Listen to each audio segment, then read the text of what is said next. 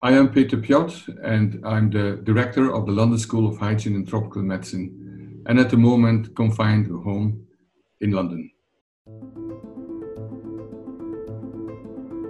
Welcome to the China Current with me, James Chow. Professor Peter Piot has used his life to bring science to the people. He's transformed the world and given us the chance to live, and with purpose. He co-discovered Ebola in 1976, the year it first appeared in what was then Zaire, followed by research and leadership on HIV and AIDS. His book, No Time to Lose, documents this extraordinary journey, but it now has an update after Peter was infected with COVID-19 and continues to live with the longer-term consequences of a disease we're beginning to understand. On a personal note, he brought me into AIDS and global health, and more importantly, he has done the same for many more young people whose lives today are a testament to his. So it really is an honor for me to bring you this conversation with Peter Piot. Peter, thank you very much for your time. And I think what I would like to know first, and what the world would like to know first, is how are you? It's been a harrowing couple of months for you. You were in treatment, you came out of hospital, supposedly recovered, but you've spoken a lot about the aftershocks of this. How do you feel now? At the moment, I feel actually much better. It's the first time in 3 months, actually, that I can breathe properly when I go on the stairs. I went jogging this morning. That's also new. But it's been a really rough time, and particularly after the very lonely 7 nights in the hospital, where I was really very scared to end up in intensive care. Afterwards, I thought it was over, but then I developed these complications of a reactive type of pneumonia because of the hyperimmune response. The body overreacts to the virus and cause a lot of problems in the lungs. And that's far more difficult to get over with.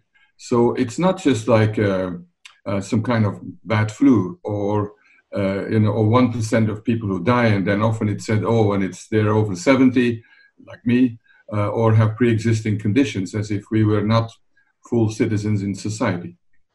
I'm sure that you were taking the precautions that you needed to before. Is there any picture now on how you became infected in the first place? Yeah, I thought a lot about it, particularly more recently. I didn't shake hands, but it was before the UK went into lockdown. Although at the London School of Hygiene and Tropical Medicine, we closed the school and went working remotely before the government made it compulsory. So the days before I developed my illness, before it started, I was already at home just with Heidi, my wife.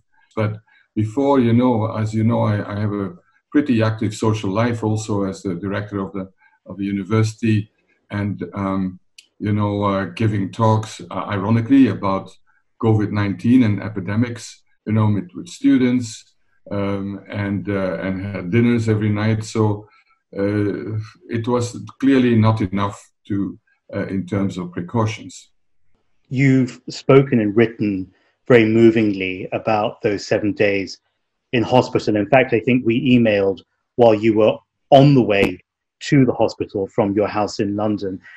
When you look back at that time, what was that journey like to the hospital? I decided to go to the hospital because I became confused. And I had a hard time to even get out of bed, which is not my type. Although on the day that I started the illness, I'd worked, I even gave an interview with Christiana Nampour on CNN. So I'm the kind of person who continues to work, but that was clearly a mistake.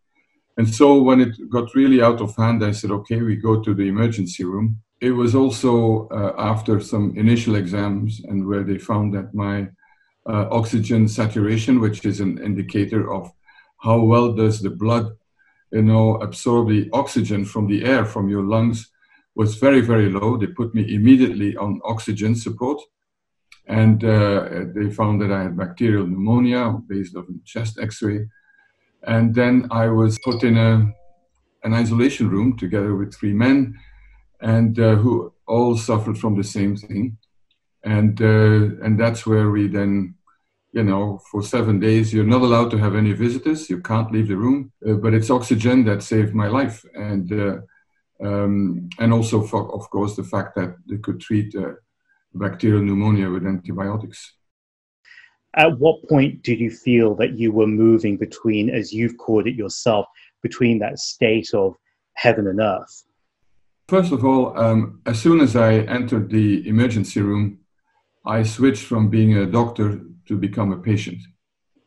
And I didn't try to second guess what the doctors would do and so on. And in any case, I was too exhausted. It's like you're hit by a bus, going, out of bed, going to the toilet, just eating. It's all too much. And so that was a fundamental switch.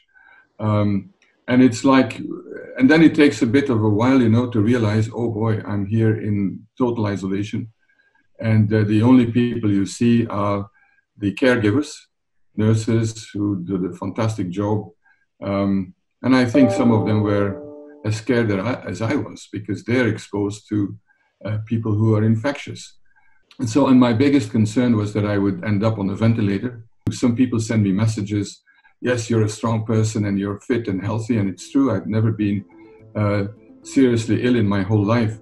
I said, but there's nothing I can do. What can I do? This is not a matter of strong will or, or being strong. Your body is being taken over by this virus in every cell.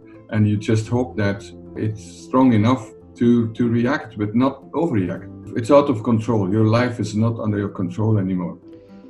Well, if there ever comes a day when we can do it safely, I can't wait to give you a huge hug, Peter, because we love you and we want you to get better, because the world continues to need you. It's wonderful to see you, James, and hopefully very soon in person.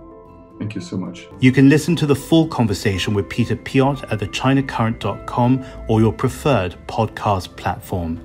Thank you.